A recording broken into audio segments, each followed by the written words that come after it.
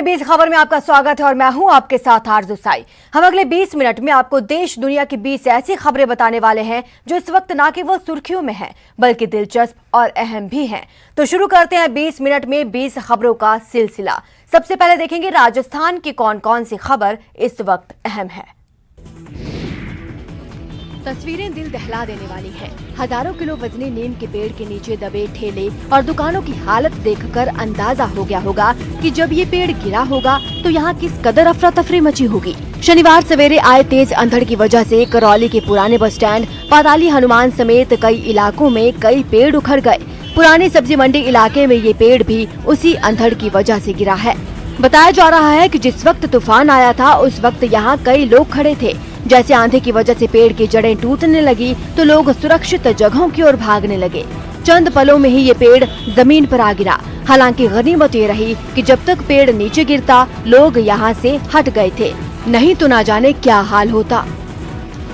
आज सुबह प्रातःकाल जैसे ही आंधी और अंधड़ का जो मौसम बना था उससे एक नीम का पेड़ था वो धराशायी हो गया और आसपास में जो हाथ ठेली वाले जो बच्चे थे वो जनहानि से बच गए। करीब 10-15 बच्चे थे और 5-6 ठेले थे।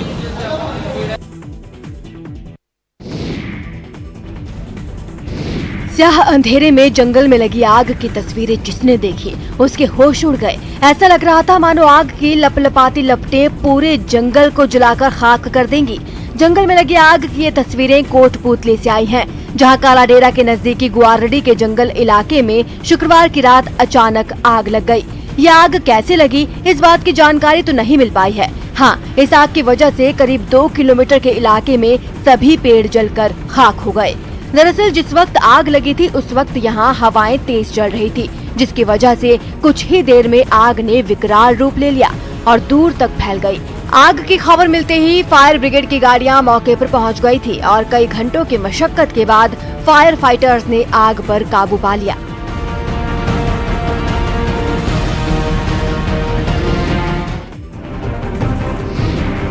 आम दिनों के मुकाबले सड़कों पर जो आवाजाही कम नजर आ रही है वो वीकेंड कर्फ्यू का असर है।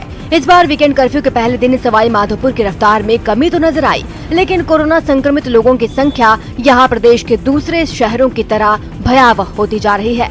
कोरोना संक्रमित लोगों की बढ़ती संख्या की वजह से सवाई माधोपुर जिले का हाल बेहाल है। इस वजह से प्रदेश के दूसरे हिस्सों की तरह यहाँ भी वीकेंड कर्फ्यू लगाया गया है। हम इस वक्त सवाई माधोपुर का हृदय स्थल कहे जाने वाले रणथंभौर सर्किल पर खड़े हुए हैं, जहां पर भी आप देख सकते हैं आवाजाही बिल्कुल नहीं के बराबर देखी जा सकती है। जो मॉल्स हैं, बाजार हैं, वो पूरी तरीके से बंद हैं। सड़कों पर सन्नाटा छाया हुआ है। बेहद कम आवाजाही सड़कों पर दिखाई दे रही है।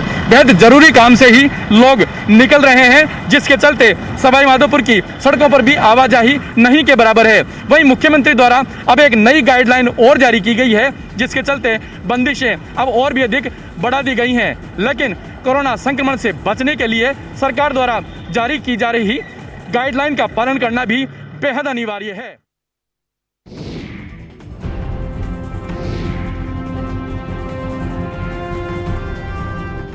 आम दिनों में इस फल और सब्जी मंडी में तिल रखने तक की जगह नहीं होती, लेकिन इस सब्जी मंडी में फिल वक्त सन्नाटा पसरा है। न कोई चहल पहल और न किसी की आवाजाही। दूर दूर तक बस पुलिस वाले ही पुलिस वाले। ये तस्वीरें भीलवाड़ा की फल और सब्जी मंडी की है, जहां सरकार की तरफ से वीकेंड कर्फ्यू और मंडी के व्यापारियों की तरफ से स्वैच्छिक बंद की वजह से सन्नाटा पसरा है। दरअसल भीलवाड़ा में कोरोना संकट की वजह से भयावह हालात होते जा रहे हैं। इसी वजह से सरकार की ओर से वीकेंड कर्फ्यू के साथ साथ व्यापारियों ने भी स्वैच्छिक बंद का ऐलान किया है। आज थर्ड वीकेंड का फर्स्ट डे हम खड़े भीलवाड़ा की महात्मा ज्योति फुले कृषि उपज मंडी, जहां फल और सब्जियों का व्यापार होता है। वहां खड़े हम गेट में घुस रहे और देख रहे हैं कि पहले हमने दिखाया था कि किस तरह से मेले का सा यहाँ वो था, सोशल डिस्टेंसिंग नहीं थी। एसपी विकास शर्मा खुद मॉनिटरिंग कर रहे हैं, वो उनसे बात करने सर आज ये क्या स्वैच्छिक बंद है? जी, आज स्वैच्छिक बंद है और हम 2-3 दिन से इस व्यवस्था को दुरुस्त करने का प्रयास कर रहे हैं, क्योंकि सब्जी मंडी एक हॉटस्पॉट है जहाँ पे काफ़ी लोग इकट्ठे होते हैं। इस तरह का स्वैच्छिक बंद इन्होंने बहुत अच्छा किया है और समाज के और लोगों से भी उम्मीद है कि वो इस तरह का काम करें।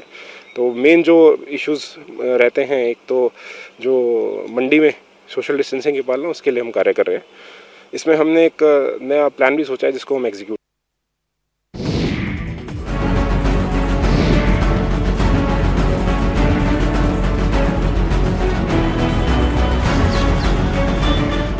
बांसबल्ली के सहारे प्रशासन ने सोचा था बैरिकेडिंग कर इन रास्तों पर लोगों को जाने से रोक लेंगे, लेकिन मौत के मुंह में जाने की जिद पर अड़े लोगों ने इसे उखाड़ फेंका और निकल पड़े कोरोना से मिलने, अपने और अपनों के लिए कोरोना वायरस का इंतजाम करने। सड़क पर लोगों का ऐसे जमावड़ा लगा है मानो मेला लगा हो। सब्जी और फल बेचने वालों ने ठेला ऐसे सजा रखा है मानो त्योहार का मौका है, लेकिन ये ना तो किसी मेले और ना ही किसी त्योहार की तैयारी की तस्वीरें हैं। ये तो भरतपुर की तस्वीरें हैं, जहां वीकेंड कर्फ्यू के नियमों को लोगों ने ताक पर रख दिया। बेशर्मी की सारी हदें पार कर दी हैं। घर के बाहर जमा होकर यूं बातें कर रहे हैं जैसे आज ही पूरी दुनिया की बात कर लेंगे। सब जानते हैं ये वक्त इंसानों के लिए कितना भारी है और ये लापरवाही उन्हें मौत के कितने करीब ले जा सकती है। लेकिन भरतपुर में डीग उपखंड हो या फिर कामा, बयाना, रूपवास, सभी जगह एक जैसा हाल है। ना कोई पुलिस वालों की सुन रहा है और ना ही उनकी सख्ती का असर हो रहा है।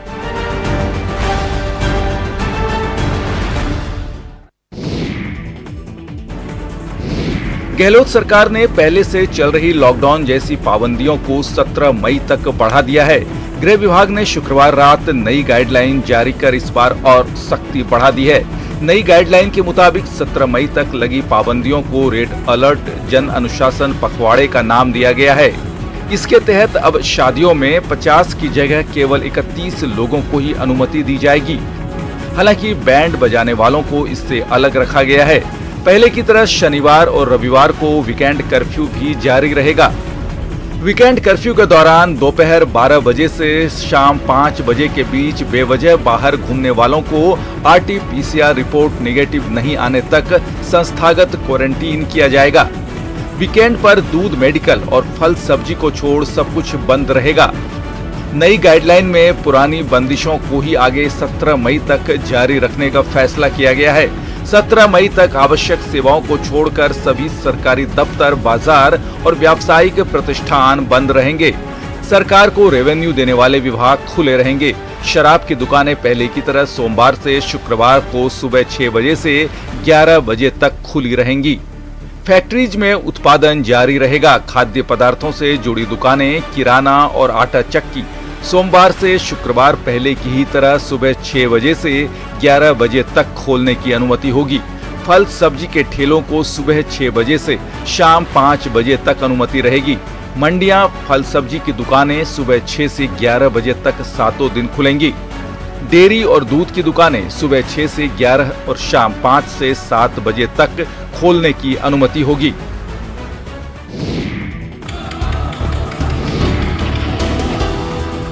संक्रमण काल में अपनी जिंदगी दांव पर लगाकर पुलिस और प्रशासन के लोग जिस तरह से लोगों की सेवा कर रहे हैं, उसी सेवा के लिए ये सम्मान तो इन्हें मिलना ही चाहिए। पुलिस वालों पर पुष्प वर्षा की ये तस्वीरें दौसा की हैं, जहां बाजार में मार्च कर रहे पुलिस वालों पर आम लोगों और व्यापारियों ने फूलों की बारिश की।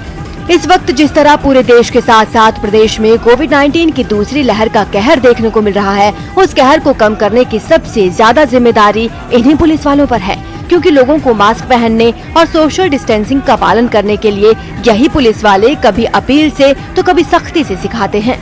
इस दौरान ये पुलिस वाले रोजाना सैकड़ों लोगों के संपर्क में आते हैं और कई पुलिस वाले इस दौरान संक्रमित भी हो जाते हैं, लेकिन उस खतरे के बावजूद वो अपने काम से पीछे नहीं हटते। यही वजह है कि दौसा के लोगों ने पुलिस वालों पर पुष्प वर्षा कर उनका सम्मान किया है।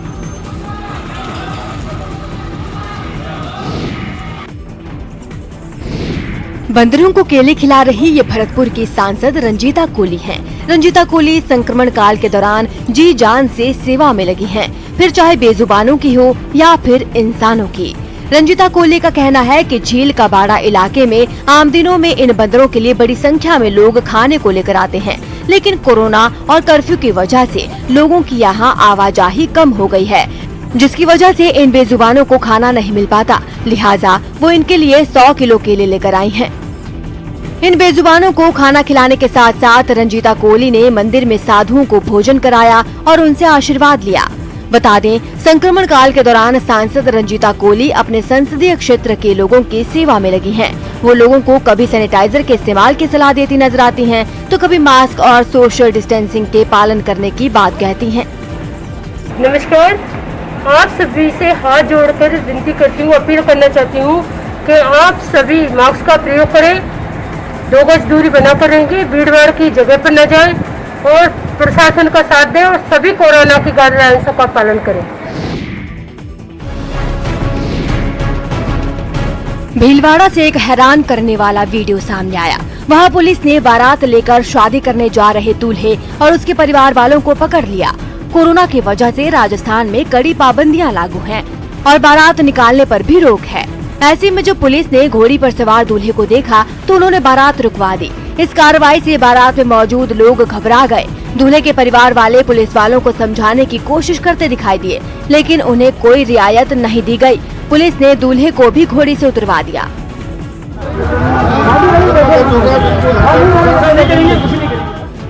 इसके बाद दूल्हे ने भी पुलिस को समझाने की कोशिश की, लेकिन उसकी कोशिश बेकार हो गई। पुलिस ने घोड़ी पर सवार दूल्हे को अपनी गाड़ी में बैठा लिया। ये कोर्ट की गाड़ियों का उल्लंघन कर रहे हैं, इस पर इनके खिलाफ कानूनी कार्रवाई की जा रही है। यही नहीं, दुल्हन के घर जाने के लिए निकलते बारातियों को भी थाने पहुंचा दिया गया।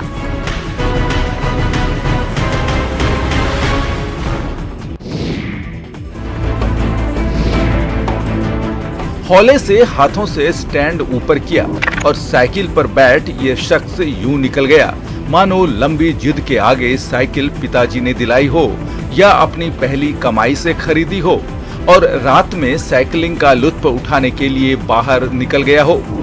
अगर आप ऐसा सोच रहे हैं तो रुकिए, क्योंकि इस शख्स को ये साइकिल न तो इसके पिताजी ने दिलाई है और न ही ये इसकी पहली कमाई से आई है।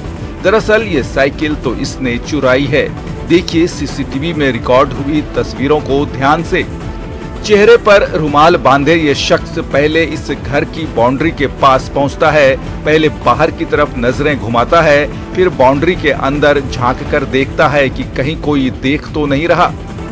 जब इस शख्स को ये यकीन हो जाता है कि कोई देख नहीं रहा, तो फिर ये दीवार फांद कर अंदर पहुंचता है और फिर चारों तरफ देखने के बाद इत्मीनान से साइकिल चार दीवारी के बाहर रख देता है और खुद बाहर निकलकर साइकिल पर बैठ निकल जाता है। उदयपुर के बोहरा गणेश जी के इलाके की ये तस्वीरें चौंकाने वाली हैं, क्योंकि लोगों को लगता है कि चार दीवारी के अंदर उनका सामान सुरक्षित है, लेकिन जैसे वो नहीं जानते कि बाहर ऐसे चोर खुलेआम घूम रहे हैं जो नजर मौका देखते ही सामान ऐसे गायब कर जाते हैं जैसे ये साइकिल उठाकर ले गया। 20 मिनट 20 खबर में अब देख लेते हैं कुछ दूसरे राज्यों की खबरें। गुजरात में भरूच के पटेल वेलफेयर कोविड अस्पताल में शुक्रवार रात भीषण आग लग गई। इस आग की वजह से 16 लोगों की मौत हुई है, जिसमें 14 मरीज शामिल हैं। बताया जा रहा है 4 मंजिला वेलफेयर अस्पताल में देर रात 1 बजे के करीब आग लगी थी। आग लगने की खबर मिलते ही फायर ब्रिगेड की 12 गाड़ियां और 40 एम्बुलेंस को मौके पर बुलाया गया था। आग लगने की खबर के बाद यहां भर्ती मरीजों के परिजन भी मौके पर पहुंच गए। बताया जा रहा है कि आग की वजह से अस्पताल और आसपास के इलाके की बिजली बंद कर दी गई थी। इसके बचाव के काम में भी काफी दिक्कतें आई। काफी कोशिशों के बाद मरीजों को बाहर निकाला गया और उन्हें दूसरे हॉस्पिटल में शिफ्ट कर दिया गया। हालांकि नए मरीज आने पर यहां बेड और ऑक्सीजन के लिए काफी देर तक अफरा तफरी मची रही। इस हादसे में अब तक 16 लोगों की मौत हो चुकी है। अस्पताल के ट्रस्टी ने 14 मरीज और 2 स्टाफ नर्स की मौत की पुष्टि की है। इस 4 मंजिला अस्पताल में 50 मरीज और भर्ती थे। सभी को सिविल अस्पताल, सेवाश्रम अस्पताल और जम्बूसर अल महमूद अस्पतालों में शिफ्ट कर दिया गया। हादसे पर गुजरात के मुख्यमंत्री विजय रूपाणी ने दुख जताया। उन्होंने कहा कि हादसे में जान गंवाने वाले मरीजों, डॉक्टर्स और अस्पताल के कर्मचारियों के प्रति संवेदना व्यक्त करता हूं। दुर्घटना में पीड़ित प्रत्येक परिवार को राज्य सरकार 4 लाख रुपए की सहायता प्रदान करेगी।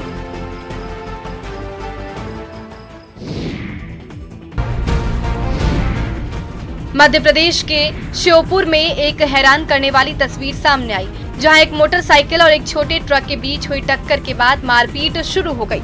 दरअसल इस हादसे में मोटरसाइकिल सवार 2 घायल हो गए, जिसके बाद घटना वाली जगह पर मौजूद लोग भड़क गए और वो बीच सड़क पर ही उस छोटे ट्रक के ड्राइवर से मारपीट करने लगे।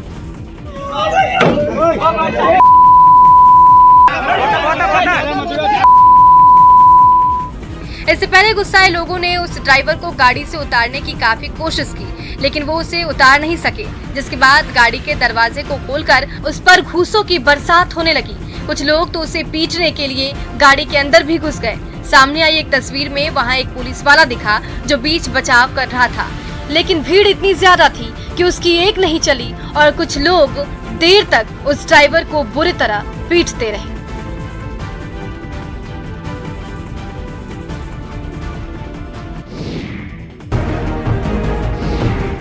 दिल्ली में कोरोना से बिगड़ते हालात के बीच लोग दवाइयों की किल्लत और कालाबाजारी से बुरी तरह से परेशान। न्यूज़ 18 के स्टिंग ऑपरेशन में भी कालाबाजारी का ये खेल सामने आ चुका है, लेकिन इसके बावजूद कालाबाजारी का खेल खुलेआम जारी है।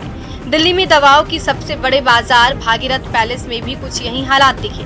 वहाँ कोरोना की दवाओं के लिए जबरदस्त मारामारी दिखी। सबसे ज्यादा भीड़ तो ऑक्सीजन सिलेंडर में लगने वाले फ्लो मीटर के लिए नजर आई। आजकल लोगों में कमी आ रही है, ऑक्सीजन के लोग घरों में भी इंतजाम कर रहे हैं, तो फ्लो मीटर खरीदने के लिए किस कदर लाइन लगी हुई है आप देख सकते हैं। एक आदमी ने बताया कि 500 से लेकर 600 रुपए की कीमत वाला फ्लो मीटर खुलेआम 10 से 15 गुना महंगा बेचा जा रहा है। 500-600 रुपए कीमत है, वो 5-5 हजार का ब्लैक करके खुद दुकानदार कस्टमर को दे रहा है। यही नहीं, वहाँ दवाओं के लिए भी यही हाल दिखा। पूछे जाने पर दुकानदारों ने पीछे से सप्लाई न आने की दलील दी। पीछे से स्टॉक आ नहीं रहा है, इस चक्कर में बहुत ज्यादा दुविधा में, लोग भी दुविधा में। एम्स के बाहर भी यही हाल दिखा। वहाँ कुछ लोग फ्लो मीटर की तलाश करते दिखे। पता चला कि कई जगहों पर भटकने के बाद भी उन्हें फ्लो मीटर नहीं मिला। पैसा मना कर देते हैं, है नहीं। नया खरीदो, अलग से ब्लैक से खरीदो, 10,000-12,000 का है। बताइए कहाँ तक क्या करें, बड़ा परेशान है। ऐसे में ब्लैक मार्केट से कई गुना ज्यादा पैसे खर्च कर दवाएं खरीदना लोगों की मजबूरी बन चुकी है।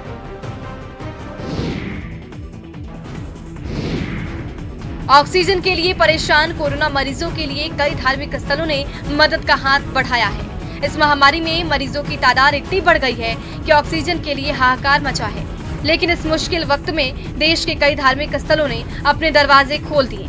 दिल्ली के निजामुद्दीन इलाके में मौजूद दमदमा साहिब गुरुद्वारे ने ऑक्सीजन की कमी से जूझ रहे मरीजों की मदद के लिए खास इंतजाम किए। वहां शिविर लगाकर ऑक्सीजन के कई सिलेंडर रखे गए ताकि कोरोना मरीजों के पहुंचने पर उन्हें तुरंत राहत दी जा सके। हालांकि ये सुविधा वहां उन्हीं मरीजों को दी जा रही है जिनकी हालत ज्यादा गंभीर नहीं है। अगर 75 से ऊपर आपको ऑक्सीजन लेवल है तो यहाँ पर आकर आप ऑक्सीजन ले सकते हैं। गुरुद्वारे से जुड़े लोगों ने ये सुविधा उन मरीजों को भी दी जो अपनी गाड़ी से उतर नहीं सकते थे। इस मुहिम की अगुवाई कर रहे दिल्ली सिख गुरुद्वारा प्रबंधक कमेटी के अध्यक्ष मनजिंदर सिंह सिरसा कोरोना मरीजों को देखकर भावुक भी हो गए। ऐसा तो मंजर हमने कभी जिंदगी में देखा नहीं है। लोगों को सांस लेने के लिए भी सड़कों पे आना पड़ रहा है। ऑक्सीजन की किल्लत को दूर करने का ये अभियान पटना में भी चलाया गया। रेलवे स्टेशन के पास महावीर मंदिर में लोगों के लिए फ्री में ऑक्सीजन रिफिलिंग की सेवा शुरू की गई। मंदिर प्रशासन ने इसके लिए वहां कई ऑक्सीजन सिलेंडर रखे ताकि जरूरतमंद लोगों को इसकी कमी ना हो। देश के कई और धार्मिक स्थलों ने भी इसी तरह की पहल की है।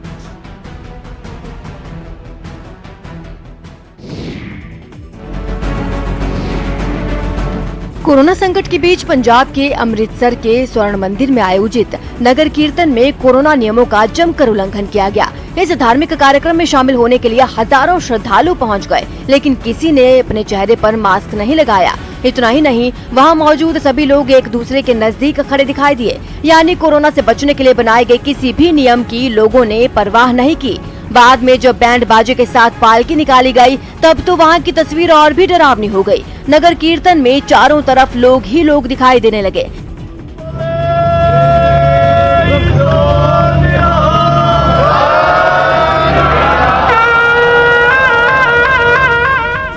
इस दौरान वहां कुछ पुलिस वाले भी नजर आए, लेकिन उन्होंने भी किसी को कोरोना नियमों की अनदेखी पर नहीं टोका।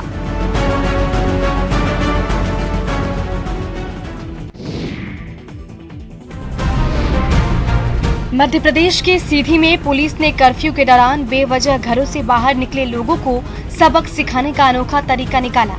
सीधी में लोगों को जरूरी सामान की खरीदारी के लिए सुबह 6 बजे से दोपहर 11 बजे तक का वक्त तय किया गया है, लेकिन उसके बाद भी कई लोग वहां की सड़कों पर घूमते नजर आए, जिन्हें पुलिस ने अनोखे तरीके से सबक सिखाया। वहां लोगों को सजा देने के लिए पुलिस ने लाठी का नहीं बल्कि कॉपी और कलम का इस्तेमाल किया। जो कोई भी बिना वजह बाहर घूमता दिखाई दिया, उसे कॉपी और कलम थमाकर पुलिस ने सड़क के किनारे बिठाया और इस कॉपी में कोरोना से बचाव की बातें लिखने को कहा। छोटे छोटे अक्षर लिखो, 3 बार आएगा। घर पे रहें, सुरक्षित रहें, घर पे रहें, सुरक्षित रहें, घर पे रहें, सुरक्षित रहें। बताया गया कि सजा के तौर पर 44 पेज की कॉपी को भरने के बाद ही लोगों को वहां से जाने दिया गया। हालांकि इस अनोखी सजा से पहले नियम तोड़ने वाले कुछ लोगों से उठक बैठक भी करवाई गई। जल्दी मारो, जल्दी मारो। इस दौरान पुलिस ने लोगों से घरों में रहने की अपील भी की।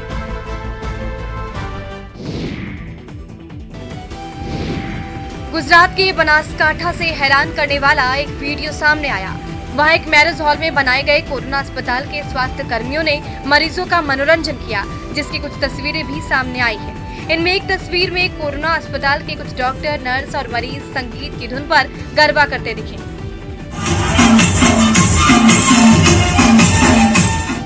कोरोना मरीजों की हौसला अफजाई के लिए मंच पर जैसे ही स्वास्थ्य कर्मियों ने थिरकना शुरू किया, बिस्तरों पर लेटे मरीज भी जोश से भर गए। कोरोना को भूलकर वो भी अपनी अपनी जगह पर खड़े होकर डांस करने लगे। कुछ मरीज तो बिस्तर पर ही बैठे बैठे झूमने लगे।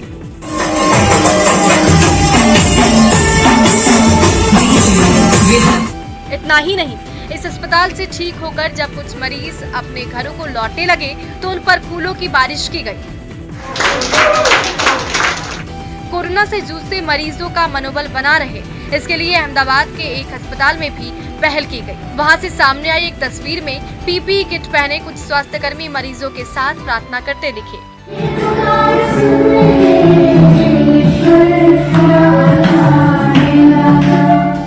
अहमदाबाद के ही एक दूसरे कोरोना अस्पताल में मरीजों को पढ़ने के लिए किताबें बांटी गई।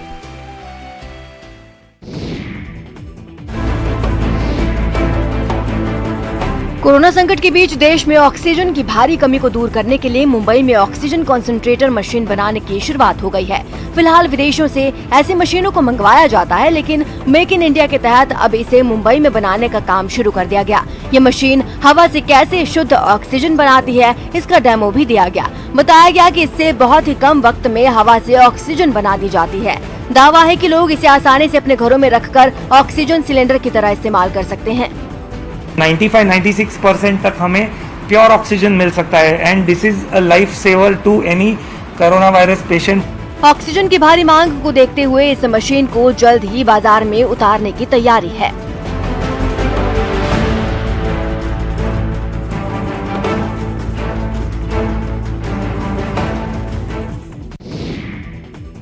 और अब देख लेते हैं अंतर्राष्ट्रीय जगत की कुछ अहम खबरें।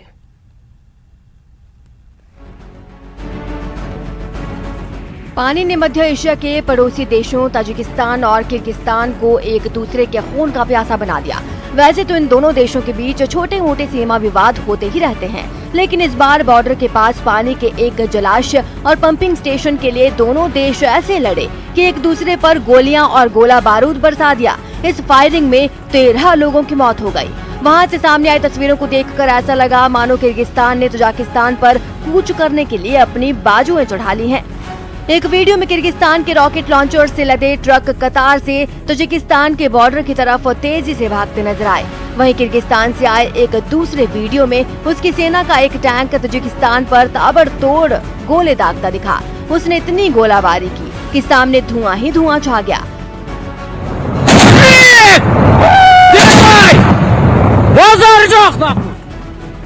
किर्गिस्तान के कोपताश इलाके की तस्वीरों में तो सब सामान्य दिखा, लेकिन ऑडियो में कान फाड़ देने वाली इतनी भयानक गोलीबारी हुई कि हरियाली से भरा खूबसूरत इलाका दहल उठा।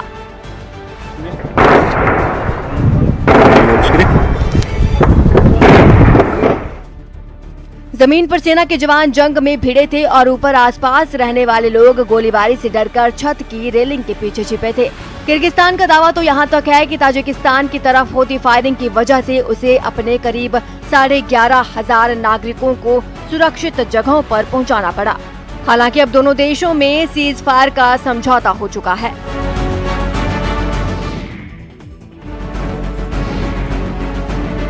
अमेरिका के कैलिफोर्निया में दुनिया के सबसे विशाल हवाई जहाज की दूसरी टेस्ट फ्लाइट सफल रही। अगर सब कुछ ठीक रहा तो आने वाले वक्त में ये विमान एक ऐसे लॉन्चिंग पैड की तरह काम करेगा जो कि आवाज की रफ्तार से 5 गुना तेजी से उड़ने वाले हाइपरसोनिक वाहनों को हवा में ही लॉन्च कर देगा। इस विमान की सामने आई तस्वीरों में जब रनवे पर नजर गई तो ऐसा लगा उस पर जैसे एक नहीं बल्कि 2 विमान सामने खड़े हों। असल में ये हवाई जहाज एक तरह से डबल एरोप्लेन है जिसे उड़ाने के लिए 6 दमदार इंजन फिट किए गए हैं। इसके पंख 385 फीट लंबे हैं, इतने लंबे जितना अमेरिका में फुटबॉल का मैदान तक नहीं होता। लेकिन इतने विशाल साइज के बावजूद इसने बिना किसी दिक्कत के टेक ऑफ कर लिया। उड़ते उड़ते विमान ने 320 किलोमीटर प्रति घंटा की रफ्तार छू ली और 14,000 फीट की ऊंचाई तक पहुंच गया। तस्वीरों में एरोप्लेन आसमान में शान से उड़ता दिखा और 3 घंटे से ज्यादा देर की उड़ान भरने के बाद इसके 28 पहियों ने आराम से दोबारा जमीन को छू लिया।